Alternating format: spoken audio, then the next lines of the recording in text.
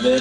Ceux qui sont encore assis, si vous voulez vous mettre debout, vous pouvez. Et vous pouvez rester assis. On va demander au Seigneur de venir à la réunion. Notre prédicateur devrait arriver incessamment sous peu. Il est sur la route. Voilà. Il y a un petit problème personnel. Je ne sais pas s'il nous en parlera tout à l'heure. Je ne sais pas qui d'autre va venir ce matin, mais nous sommes là. Amen. Je ne sais pas si le pasteur voilà, ces gens-là sont bien arrivés. Je pense que oui. Pas de nouvelles. Ils sont en vacances, donc on les laisse tranquilles en vacances. Et voilà. Pas de nouvelles. Bonne nouvelle. Donc on continue à prier pour eux, nous reconnaissons au Seigneur pour eux, le travail qu'ils font dans l'Église et la continuité de l'Église et pour tout ce qui va se passer ce matin. Mais voilà, on est venu pour louer le Seigneur. Amen, gloire au Seigneur, et on va louer le Seigneur. Je voudrais qu'on puisse vraiment préparer nos cœurs et se sentir libres ce matin. Amen. On a l'habitude de dire, le Seigneur a dit dans sa parole, quand 2 ou 3 sont réunis dans mon nom, je suis au milieu d'eux. Donc le Seigneur est là ce matin. Pour le Seigneur, ce n'est pas la quantité qui importe, c'est bien quand on est beaucoup, mais pour le Seigneur, c'est la qualité. Et principalement la qualité de notre cœur, de notre attitude, de notre attente. Et je vous promets que si vous attendez à quelque chose ce matin, le Seigneur va répondre à votre attente. Le Seigneur répond à nos attentes. Si on ne s'attend à rien, le Seigneur ne va rien nous donner puisqu'on n'attend rien. Si on attend quelque chose et qu'on lui dit, Seigneur, j'attends ça de toi ce matin, alors le Seigneur va répondre. Amen, gloire au Seigneur. Seigneur, béni soit ton nom. Sois glorifié, sois loué, Seigneur Jésus. Merci, Seigneur, pour ta grâce et ton amour, ta fidélité.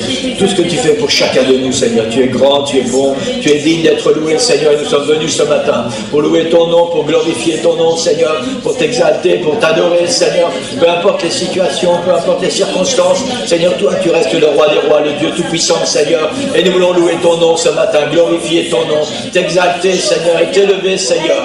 Tu es digne de recevoir notre louange, tu es digne de recevoir notre adoration, Seigneur. Et nous voulons faire monter, Seigneur, non seulement notre voix ce matin, mais nos cœurs et nos âmes dans ta présence, Seigneur, pour faire descendre ta puissance dans ce lieu et que tu puisses agir, que tu puisses bénir. Seigneur, réponds à nos prières ce matin, réponds à nos attentes, manifeste ta gloire, manifeste ta puissance et que ta volonté soit faite. Dans le nom puissant de Jésus, nous prions. Amen.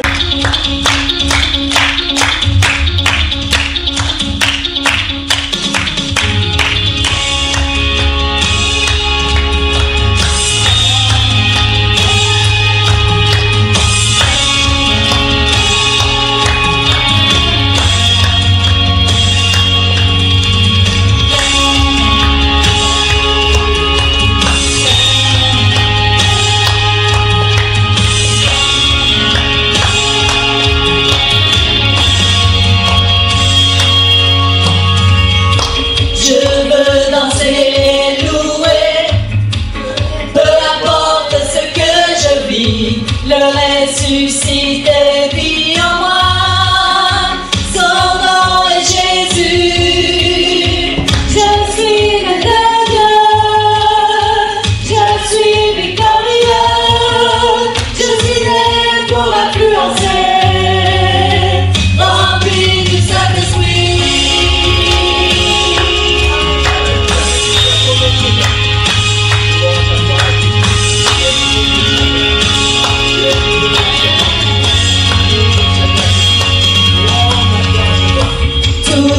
Forgé contre moi, et nul n'est sans effet, le ressuscité vit en moi, son nom est Jésus.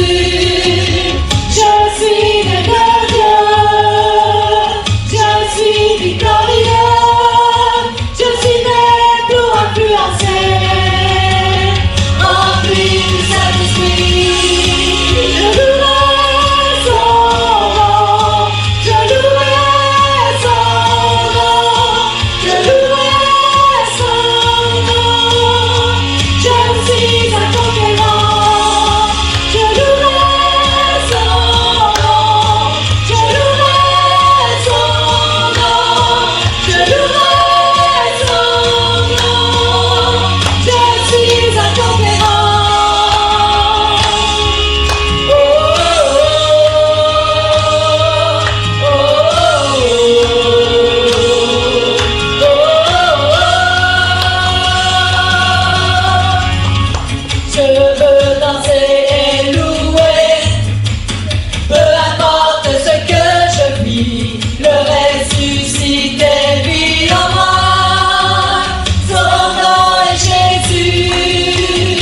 Je suis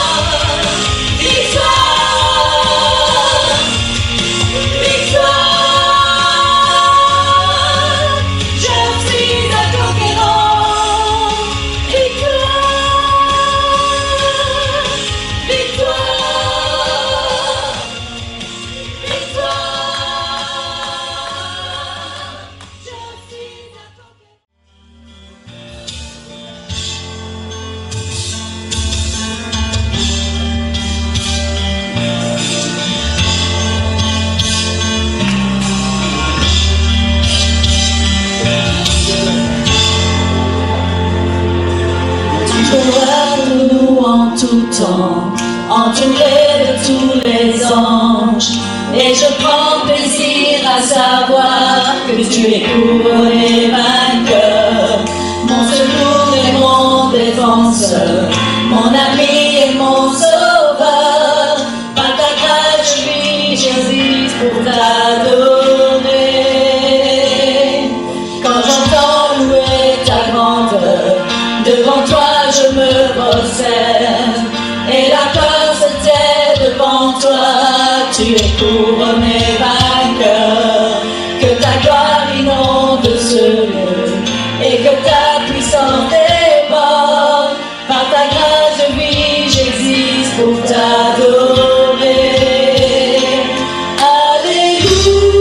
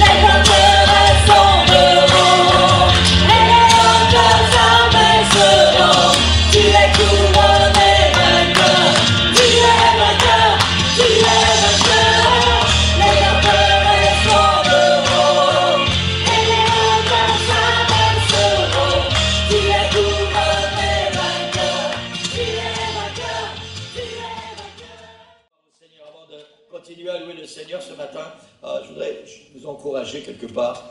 Et on a parlé, le pasteur Wallace nous a parlé de vision il n'y a pas longtemps, je ne sais pas si vous vous souvenez. Amen, si vous écoutez les prédications, vous devez vous souvenir. Amen, il nous a parlé de vision et on doit avoir des visions. Et je ne sais pas si vous avez une vision, je ne vais pas entrer dans les détails. Là, maintenant, à court terme, à moyen terme pour l'année prochaine. Et personnellement, j'ai 2 visions pour l'année prochaine. Je voudrais vraiment vous encourager. Vous savez, si on n'a pas de vision dans nos vies, quand on prie le matin, quand on se lève le matin, on n'a pas de but. Amen. Quand on vient à l'église, si on n'a pas une vision dans notre vie, quand on vient à l'église, on n'a pas de but, on n'a pas d'objectif. On n'a peut-être pas envie de louer le Seigneur, on regarde ce qui se passe, on regarde si les autres louent bien. Puis quand on arrive à la maison, à la famille, on dit « Ah, t'as vu, celui-là n'a pas loué, celui-là, je ne sais pas où il était aujourd'hui, il dormait à moitié. » Souvent, c'est comme ça que ça se passe. On a besoin d'une vision, c'est très important. Si vous avez une vision, et je ne prêche pas, je veux juste partager quelque chose avec vous, une pensée qui est très, très forte et très puissante. Si vous avez une vision, cette vision va vous conduire. Et à cause de cette vision, peu importe les obstacles que vous allez rencontrer, vous allez les affronter. Et vous allez dire, Seigneur, il faut que je traverse cet obstacle. Parce que derrière, il y a une vision. Et c'est uniquement à ce prix que nous allons remporter toutes nos victoires. Et que nous allons vraiment recevoir tout ce que le Seigneur a prévu pour nous. Parce que croyez-moi, c'est Noël, donc je pense que la plupart d'entre vous avez déjà fait le sapin, il y a déjà des cadeaux, puis il y a du sapin, enfin, voilà, en général ça se passe comme ça. Mais voilà, Noël c'est le moment des cadeaux. Et le Seigneur, il n'attend pas Noël pour faire des cadeaux. Tous les jours.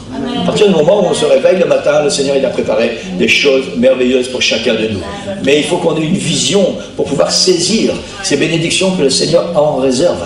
Et à cause de ces bénédictions, le Seigneur va nous donner la force, chaque fois, de traverser, d'aller plus loin, victoire après victoire, combat après combat, jusqu'à ce que cette vision se réalise. Et notre plus grande vision, ça doit être le retour de Jésus. Ça doit être notre vision ultime. Amen. Merci Seigneur, parce que quand on voit tout ce qui se passe autour de nous, le Seigneur revient très bientôt. Très bientôt. On doit être prêt. Et c'est tellement, tellement merveilleux. Si vous saviez le nombre de fois où je dis, Seigneur, reviens, reviens, reviens. J'en ai marre de cette vie. Franchement, c'est pas de ma famille. Il y a plein de bonnes choses dans la vie. Mais essayez de comprendre ce que je veux dire. Tout ce qui se passe autour, les moments difficiles qu'on doit traverser tout le temps, il faut lutter, il faut se battre, il faut combattre. Et la vie est devenue difficile. Seigneur, reviens bientôt. Amen. Gloire au nom du Seigneur. On va continuer à louer le Seigneur.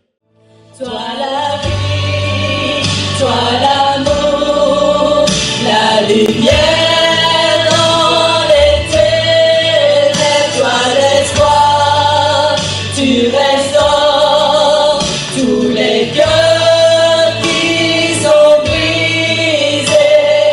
Dieu, tu es grand. Dieu, tu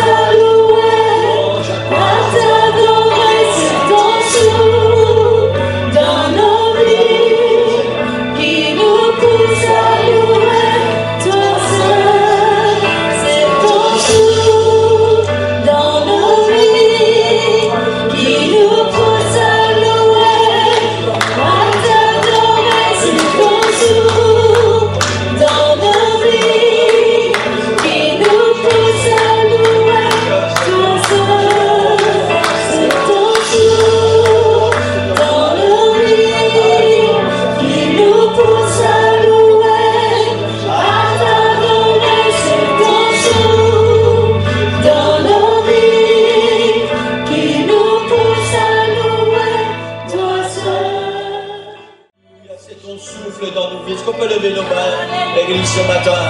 Alléluia. C'est ton souffle, Seigneur, le souffle de ton esprit qui nous pousse à te louer et à t'adorer ce matin. Souffle, Seigneur, ton esprit dans nos vies. Souffle ton esprit dans nos cœurs ce matin. Que nous puissions te louer et t'adorer en esprit, en vérité, Seigneur. Seigneur, nous avons besoin de ta puissance. Cet esprit de force, cet esprit de vie, Seigneur. Souffle, Seigneur. Souffle cette promesse que tu as pour chacun de nous, Seigneur. Alléluia. Et ton souffle, Seigneur, qui nous pousse à te louer, à t'adorer, Seigneur. Oh, béni sois-tu, Seigneur Jésus. Béni soit ton nom, Sauveur. Béni soit ton nom, Seigneur Jésus. Alléluia, alléluia. Louange à toi, Sauveur. Louange à toi, Seigneur. Seigneur, tu es digne de toute louange. Digne de notre adoration ce matin, Seigneur. Peu importe ce que nous traversons, peu importe par quoi nous passons, tu es digne, Seigneur. Tu es assis sur ton trône, Seigneur. Et tu règnes, Seigneur. Et tu souffles ton esprit sur chacun de nous ce matin. Dieu, tu es grand. Dieu, tu es grand. Et nous croyons, Seigneur. Nous croyons, Seigneur, combien tu es grand. Combien tu es puissant. Combien ton esprit, Seigneur, nous régénère. Nous fortifie, nous relève. Nous encourage, Seigneur. Souffle cet esprit de vie, Seigneur. Béni soit ton nom, Jésus. Louange à toi, Sauveur. Louange à toi, Jésus. Alléluia. Alléluia. C'est quelqu'un qui peut louer le Seigneur ce matin avec tout son cœur. C'est ton souffle, Seigneur. Que quelqu'un veut faire cette prière. Souffle en moi, Seigneur. Souffle en moi, Seigneur. Le souffle de vie, Seigneur. Qui va me faire louer et glorifier ton nom, Seigneur. Oh, béni sois-tu, Jésus. Béni sois-tu, Sauveur. Louange à toi, Seigneur. Louange à toi, Sauveur. Tu es digne, Seigneur. Tu es digne, Seigneur. Gloire à ton nom, Jésus. Gloire à ton nom, Seigneur. Alléluia. Alléluia. Alléluia.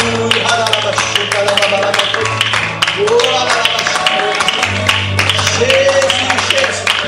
Jésus, tu es digne, Seigneur. Toi seul est digne. Toi seul est digne, Seigneur. Merci pour ta présence dans ce lieu. Merci pour ce travail que tu es en train de faire par ton esprit dans nos cœurs, dans nos vies. Et le travail qu'il va continuer de faire, Seigneur, à travers de ta parole.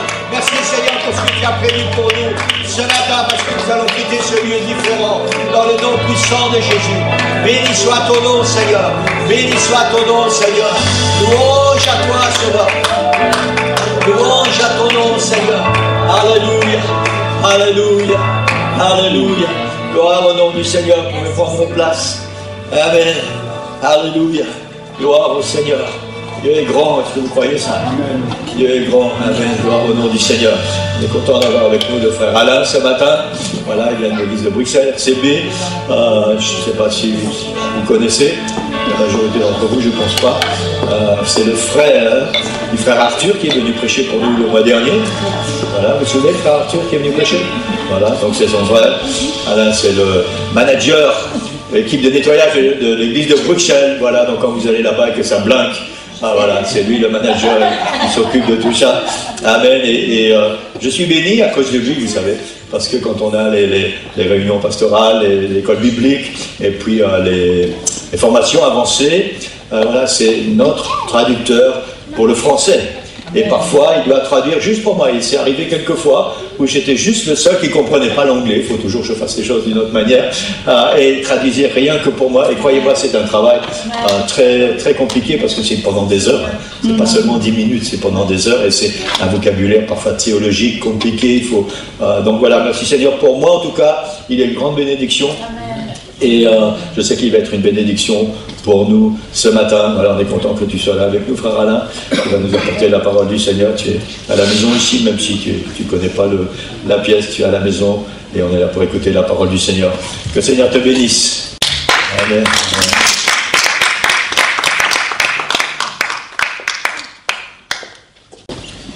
Bonjour à tous. Bien, je m'appelle Alain, comme l'a dit le pasteur Nora.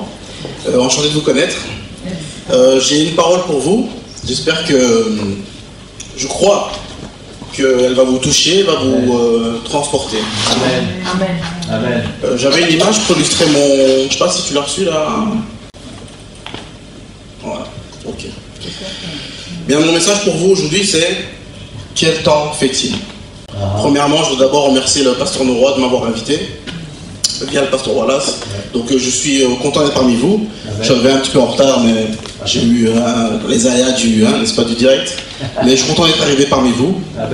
Et donc, allons-y, commençons si vous voulez bien. Je vais lire les versets, puis nous allons prier. Ensuite, je commencerai directement la prédication. Si on peut lire dans Luc 12, de 54 à 56. Ouais. Il dit encore aux foules, si on peut se lever, n'est-ce pas, si possible, pour lire la parole. Donc Luc 12, de 54 à 56. Il dit encore aux foules, quand vous voyez un nuage se lever à l'Occident, vous dites aussitôt, la pluie vient. Et il arrive ainsi. Et quand vous voyez souffler le vent du midi, vous dites, il fera chaud. Et cela arrive. Hypocrite, vous savez discerner l'aspect de la terre et du ciel. Comment ne discernez-vous pas ce temps-ci? Donc mon titre, donc le titre de la prédication, comme je l'ai dit, c'est quel temps fait-il? Amen. Si on peut prier.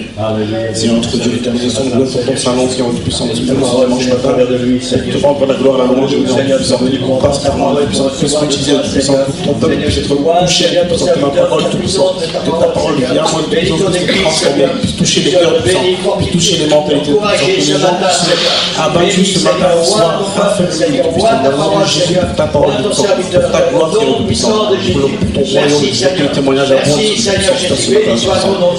tu peux accompagner moi sur le puissant. Alléluia. Je t'apparole au nom de Jésus, Seigneur. Amen. Amen. Vous pouvez vous asseoir.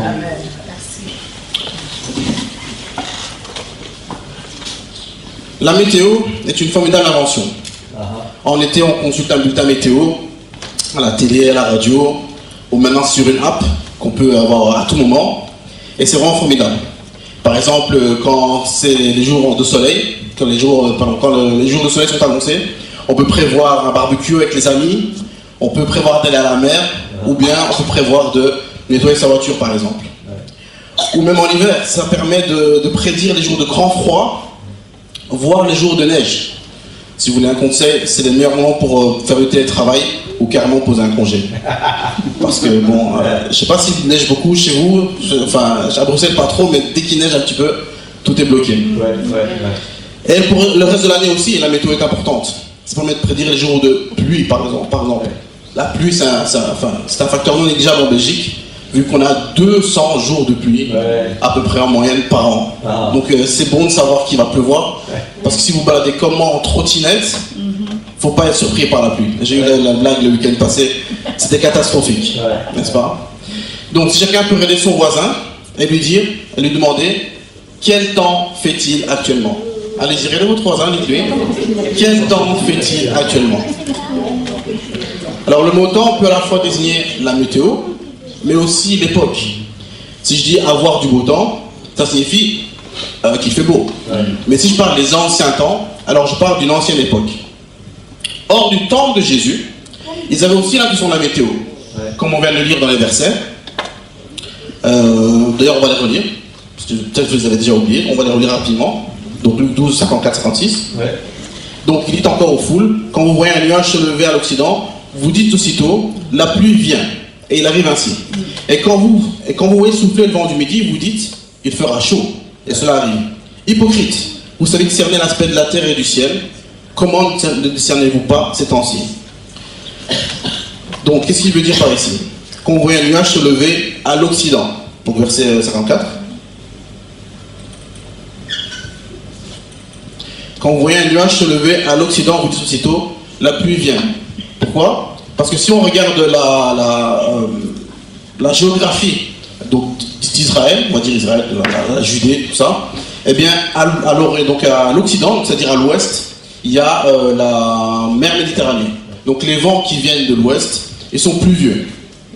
Ensuite, il y a le verset suivant, le 55, quand vous voyez souffler le vent du midi, donc du sud, vous dites, il fera chaud. Pourquoi? Parce que dans le sud, il y a le désert. Donc quand le vent vient du sud, eh bien le vent vient du désert, il va faire chaud. N'est-ce pas? En Belgique, c'est un peu pareil. On a les vents d'ouest, donc qui viennent de la mer du Nord, qui sont pluvieux, et les vents du sud, qui sont chauds et secs, et les vents de nord-est, qui sont en général froids et secs. Donc en fonction de là d'où vient le vent, on peut deviner donc, la météo. Alors si on peut lire dans Matthieu 16, 1 à 4, c'est l'équivalent de cette histoire, mais vu sous une autre perspective. 1 à 4, je lis rapidement. Les pharisiens et les sadducéens abordèrent Jésus et pour l'éprouver lui demandèrent de leur faire voir un signe venant du ciel. Jésus leur répondit, le soir vous dites, il fera beau car le ciel est rouge. Et le matin, il y aura de l'orage, car le ciel est rouge et le matin. Il y aura de l'orage aujourd'hui car le ciel est d'un rouge sombre. Vous savez discerner l'aspect du ciel et vous ne pouvez pas discerner les signes des temps. Une génération méchante et adultère demande un miracle et ne lui sera donné d'autre miracle que celui de Jonas. Puis il est quitté et s'en alla. Donc nous voyons aussi que, comme d'habitude, les pharisiens et les sadducéens s'amusent à ennuyer Jésus. C'est marrant parce que et il lui demande un signe. C'est marrant parce que si on lit donc le chapitre 16, si on lit la fin du chapitre 15, il a multiplié les pains et le poisson. Donc il vient de faire un miracle devant eux. Et encore, il retourne vers lui dire montre-nous un signe. Cette fois il précise, ils sont vraiment tatillons, venant du ciel. Comme si ça ne suffisait pas d'avoir des miracles à tout va, tout le temps, ils veulent maintenant des signes précis. Or, ils connaissent très bien les Écritures, les pharisiens et les sadducéens. Ils se doutent de qui est Jésus. Si on lit par exemple dans Ésaïe 35, 4 à 6, donc il faut savoir que les pharisiens sont des gens qui connaissent les Écritures quasiment par cœur. Ils récitent ça à longueur de journée, à longueur de temps. Et en fait, pour être précis, je ne vais pas rentrer dans les détails, mais leur problème à eux, c'est qu'en plus des Écritures, ils mettaient un fardeau sur le peuple, ils ajoutaient des traditions. Donc c'était vraiment des gens mauvais. Mais soit, lisons dans Ésaïe 35, 4 à 6. Dites à ceux qui ont le cœur troublé, prenez courage, ne craignez point. Voici votre Dieu. La vengeance viendra, la rétribution de Dieu. Il viendra lui-même et vous sauvera. 5. Alors s'ouvriront les yeux des aveugles, s'ouvriront les oreilles des sourds. Alors le boiteux sautera comme un cerf et la langue du muet éclatera de joie. Donc ces versets de Ésaïe sont prophétisent au sujet de Jésus. Et quand ils vivent une époque où les miracles et les signes sont là, ils savent très bien au fond d'eux qui est Jésus. Leur cœur est obscurci sans doute, mais ils savent très bien qui il est. Donc ils ont beau demander des signes, ils ne croiront jamais. Ils ne se convertiront jamais. Même s'ils prétendent de vouloir savoir s'ils viennent du ciel ou n'importe quoi, ils sont juste des gens mauvais. Alors c'est pour ça qu'il est très hypocrite. Si on lit également Ésaïe 29, 18, en ce jour-là, les sourds entendront les paroles du livre et délivrés de l'obscurité et des ténèbres, les yeux des aveugles verront. Donc quand Jésus dit « Comment ne discernez-vous pas ce temps-ci » eux le savaient, Jésus le savait, c'était le temps du Messie. Ils vivaient à l'époque du temps du Messie. Et après le Messie, donc notre ère actuelle, viennent les derniers temps. Donc il y a 5 minutes, vous êtes tourné vers votre voisin, vous lui avez demandé « Quel temps fait-il » Maintenant, voisin répond, parce qu'il faut répondre, hein, c'est une question. Maintenant, le voisin répondait à votre interlocuteur, dites-lui, le ciel est gris, enfin, il fait gris, c'est le temps de la fin. J'attends de vous... Voilà. Le temps de la fin. Si on peut dire Matthieu 24, 6 à 12. Il y a pas mal d'écriture, hein. Je vous ai un peu gâté, donc on va un petit peu lire, c'est pas grave. Vous entendrez parler de guerre et de bruit de guerre. Gardez-vous d'être troublés, car il faut que ces choses arrivent, mais ce ne sera pas encore la fin. Une nation s'élèvera contre une nation, et un royaume contre un royaume, et il y aura en divers lieux des famines et des tremblements de terre. Tout cela ne sera que le commencement des douleurs. Alors on vous livrera au tourment, et l'on vous fera mourir, et vous serez haïs de toutes les nations à cause de mon nom. Alors aussi plusieurs succomberont, et ils se haïront les uns les autres. Plusieurs faux prophètes s'élèveront, et ils séduiront beaucoup de gens. Et parce que l'iniquité se sera accrue, la charité du plus grand nombre se refroidira. Donc je ne sais pas si vous êtes comme moi, mais quand on lit ces versets, on connaît franchement la période actuelle dans laquelle on vit. Donc la météo géopolitique actuelle ne prédit que des intempéries. Et la plupart sont reprises dans ces versets. Tous les signes sont là. Actuellement, des pays se font la guerre, tout d'un coup quand même, des hommes et des femmes et des enfants, des victimes collatérales tombent sous les balles et les missiles. Des familles sont déchirées par la perte d'êtres chers. Des chefs d'État sont renversés du jour au lendemain. même carrément maintenant brandit la menace nucléaire. Ouais. Donc comme j'ai dit, il fait gris. Ouais. Des virus, des maladies, des catastrophes naturelles et toutes choses en danger tuent des gens en masse. Et en plus, à côté de cela, comme c'était pas assez, l'immoralité est grimpante, les couples ne se marient plus, le nombre de divorces explose, et le monde essaie de gommer maintenant les différences entre les hommes et les femmes, etc. Sans parler de ce qu'ils font aux enfants, etc. Ça devient vraiment un monde très compliqué, une période trouble dans laquelle il y a de quoi avoir peur. Peur pour nous, pour nos familles, pour les jeunes générations. Et comme vous l'avez dit à votre voisin, effectivement, le ciel est gris.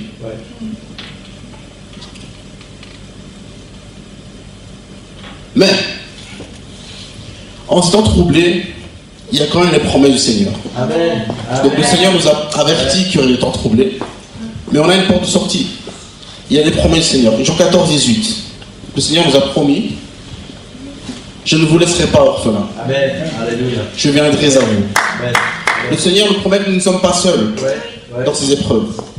Et avec son aide, nous allons triompher du monde. Amen. Et le Seigneur nous dit même dans Joël 2, 28, les promesses sont nombreuses. Il nous dit, après cela, je répandrai mon esprit sur toute chair. Vos filles et vos fils et vos filles prophétiseront, vos vieillards auront des songes, et vos jeunes auront des visions. Donc dis à ton voisin, c'est le temps de la grâce. C'est le temps de la grâce. Il fait gris, mais c'est le temps de la grâce. Amen. C'est le temps où Dieu répand son amour sur le peuple. Dieu répand son amour sur le peuple. Sachez que même si la pluie nous mouille, elle nous incommode, c'est aussi ce qui nous rafraîchit au cœur de l'été quand la chaleur est insupportable. Même si la pluie nous dérange, dans le mauvais il y a du bien. Et même si la période est trouble, le Seigneur est avec nous. Amen. Amen. Et c'est aussi la pluie qui tombe sur les champs et qui fait pousser les récoltes qui nous nourrissent. La pluie, même si le ciel est gris, il y a du bon dans la pluie. Il faut savoir trouver dans le Seigneur les choses, tirer des bonnes choses du Seigneur pour survivre à l'époque. Amen. Son premier dans Osée 6. Connaissons, cherchons à connaître l'Éternel. Sa venue est aussi certaine que celle de l'aurore. Il viendra pour nous comme la pluie du printemps qui arrose la terre. Amen. Donc, comme vous avez dit à votre voisin qu'il fait gris, le Seigneur est avec nous, le temps de la grâce. Et nous avons même la promesse ultime. Le salut. Amen. Matthieu 24, 13. Donc on a lu tous les signes de la fin des temps. Maintenant on va lire au verset 13, on dit que mais celui qui persévérera jusqu'à la fin sera sauvé. Amen. Le Seigneur promet qu'il viendra nous chercher. Le Seigneur pense à nous, le Seigneur ne nous a pas oubliés. Même si nous vivons des temps troublés, même si le ciel est gris, même si nous avons, disons, peur pour nous-mêmes, même si la guerre frappe au port de l'Europe, même si les maladies peuvent nous heurter, nous n'avons pas peur car le Seigneur est avec nous. Le Seigneur nous protège et de par son esprit nous permet de traverser les épreuves. Pourquoi? Pour qu'au final nous puissions être sauvés. Le Seigneur nous promet qu'il reviendra nous chercher. 1 Thessaloniciens 4, 16 à 18. Car le Seigneur lui-même a un signal donné à la voix d'un archange et au son de la trompette de Dieu descendra du ciel. Et les morts en Christ ressusciteront premièrement. Ensuite, nous les vivants, dites à votre voisin, nous les vivants, qui seront restés, nous serons tous ensemble enlevés avec eux sur des nuées. Vous avez compris la métaphore que je fais, des nuées, donc des nuages, à la rencontre du Seigneur dans les airs. Et ainsi nous serons toujours avec le Seigneur. Donc nous monterons à travers le temps gris, les nuages gris, et nous irons droit vers le Seigneur. Il fait gris, mais nous traverserons les nuages gris. Amen. Consolez-vous donc les uns les autres par ces paroles. Et à la fin des fins, nous rencontrerons le Seigneur. C'est cela notre espoir. C'est ce qui nous fait tenir. C'est ce qui nous fait. C'est l'espoir que nous avons en Christ. C'est de rencontrer le Seigneur. J'arrive maintenant à la conclusion. Le temps, Apocalypse 19, 7 à 9. Réjouissons-nous et soyons dans l'allégresse. Et donnons-lui gloire. Car les noces de l'agneau sont venues et son épouse s'est préparée. Amen. verset 9, donc 7 et 9, verset 9. Et l'ange me dit, écris, heureux ceux qui sont appelés au festin des noces de l'agneau. Et il me dit, ces paroles sont les véritables paroles de Dieu. Dis à ton voisin maintenant, ce sera le temps des noces. Le ciel ne sera pas toujours gris.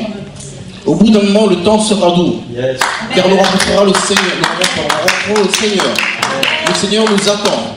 Nous devons traverser l'épreuve de cette vie. Comme le pasteur disait tout à l'heure, je suis pressé de partir. Non pas qu'on veut plus voir nos familles, mais nous sommes pressés de partir rencontrer le Seigneur. Amen.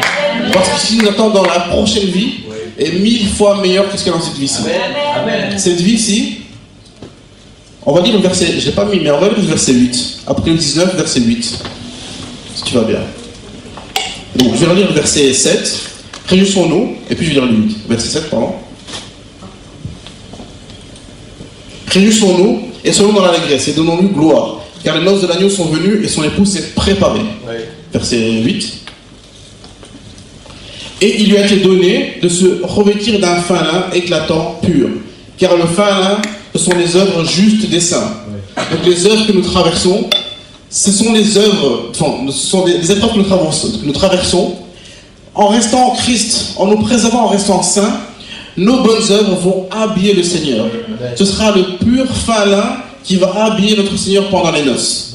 Nous sommes l'épouse, nous serons l'épouse, et notre pureté va honorer notre Seigneur. Amen. Amen. Amen. Le temps des noces. Donc, Apocalypse 21, maintenant, versets 1 et 2. Au final, que va-t-il se passer? Donc, rappelez-vous, on avait dit, il fait gris. Donc, verset 1. Puis je vis un nouveau ciel et une nouvelle terre. Car le premier ciel et la première terre avaient disparu et la mer n'était plus. Donc, ce ciel gris ne sera plus. Amen. Un nouveau ciel, une nouvelle terre. Il n'y aura plus de ciel gris. À la fin des fins, pour notre récompense, nous vivrons le beau temps. Amen. Dis à ton voisin, il fera beau. Il fera beau. Quand nous serons réunis avec le Seigneur, il fera beau. Verset 2. Et je vis descendre du ciel d'auprès de Dieu, la ville sainte, la nouvelle Jérusalem, préparée comme une épouse qui s'est parée pour son époux. Amen. Fini les tempêtes actuelles, fini les guerres, les intempéries, fini les douleurs, les souffrances, fini la peur, fini tout cela, nous serons récompensés auprès du Seigneur. Amen. Amen. Il fera beau. C'est notre espoir de croire en le Seigneur. C'est notre espoir d'espérer en le Seigneur. C'est notre espoir de traverser les maladies, la fatigue, les épreuves, parce que nous rencontrerons Dieu. Seul Dieu peut nous sauver. Seul Dieu va nous sauver. C'est notre espoir. Si nous n'avons plus cet espoir, à quoi bon vivre? Amen. Il fera beau. Et même s'il pleut au dehors, dans nos cœurs, il fait beau. Parce que nous avons l'Esprit du Seigneur. Comme je l'ai dit, il fait gris, mais c'est le temps de la grâce. Le Seigneur nous fait grâce de sa présence, de son Esprit. Et dans nos cœurs, il remet sa paix. Si on peut lire dans... Et je clôture ici. Si on peut mettre une petite musique d'ambiance. En attendant de vivre ces promesses, nous traversons encore les périodes grises, n'est-ce pas? Nous devons quand même traverser les intempéries, parce que nous ne sommes pas encore au ciel. Nous devons aller au travail, pour ceux qui travaillent encore. Nous devons vivre, manger, peut-être souffrir. Nous devons traverser l'époque. Même si la guerre menace au port de l'Europe, même si la peur est là, même s'il y a des crises financières, sanitaires, que sais-je, même s'il y a des instabilités, nous devons demander à Dieu de mettre la paix dans nos cœurs. Parce que seul Dieu peut nous rassurer, seul Dieu peut nous sauver, n'est-ce pas, mais peut nous rassurer. Quand ça ne va pas, puisqu'on n'est pas encore avec Dieu, on a besoin d'un abri, on a besoin d'un refuge. Demandons à Dieu de mettre en notre cœur, en notre sein, la paix. J'ai un dernier verset pour vous, Jean 14, 27. Je peux vous inviter à venir à l'hôtel. Pour ceux, si vous avez peur, si vous vivez des circonstances éprouvantes, je vous invite à venir à l'hôtel pour demander au Seigneur, on va lire le verset, de nous donner la paix. Je vous laisse la paix. Je vous donne ma paix. Je ne vous donne pas comme le monde donne, que votre cœur ne se trouble pas et ne s'alarme point.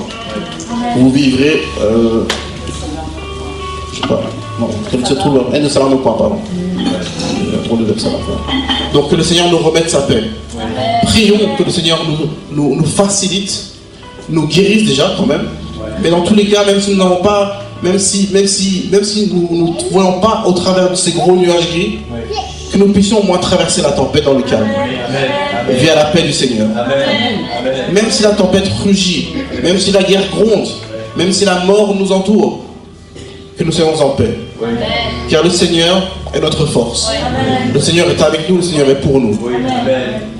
Pour ceux qui veulent, je les invite à venir devant. S'ils ont besoin de la paix du Christ, s'ils ont besoin de la paix du Seigneur, venez et prions. Nous allons prier pour vous, pour avoir cette paix, pour avoir cette calme d'esprit, ce calme dans l'esprit, et aussi pour que l'Esprit de Dieu se répande, pour que l'amour de Dieu se répande, car nous sommes la lumière du monde, n'est-ce pas? Soyons remplis par cet amour, cette paix, et toutes les bonnes choses qui viennent d'en haut. Je vous bénis. Soyez bénis, donc je vous bénis. Merci pour votre attention. Que le Seigneur vous bénisse. Rappelez-vous, il fera beau. Même s'il fait gris, il fera beau.